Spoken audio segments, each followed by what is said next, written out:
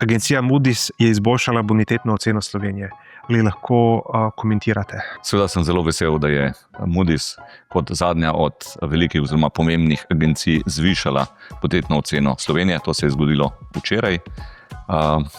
Torej, čisto vse agencije so v zadnjih 12 mesecih Sloveniji izboljšale oceno, v primeru Moody'sa iz A3 pozitivno v A2 stabilno. Cena je še čisto sveža, imam jo tukaj na mizi, tako da lahko navedem te ključne razloge, zakaj neodvisna mednarodna bonitetna agencija smatra, da si Slovenija zasluži višjo oceno. Ključne stvari so nedavne politike, predvsem reforme, ki jih izvaja vlada.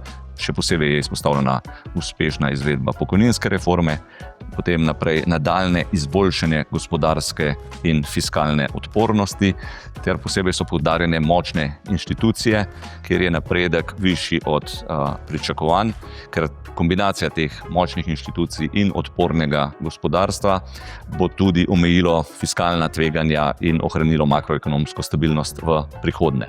Kar se tiče nekih v pozitivnem smislu, posebej izpostavljajo robustno gospodarsko rast, ki jo ocenjujejo v prihodnjih letih na približno 2% in visok potencial zadolževanja v povezavi z odličnim delom Ministrstva za finance oziroma naše zakladnice. Kot tveganja pa opozarja agencija predvsem na pomanjkanje delovne sile in pa na določena tveganja povezana z slovensko industrijo, bolj konkretno predvsem recimo visoko navezavo ali pa pomembnost avtomobilske industrije, ki je v Evropi že nekaj let v krizi.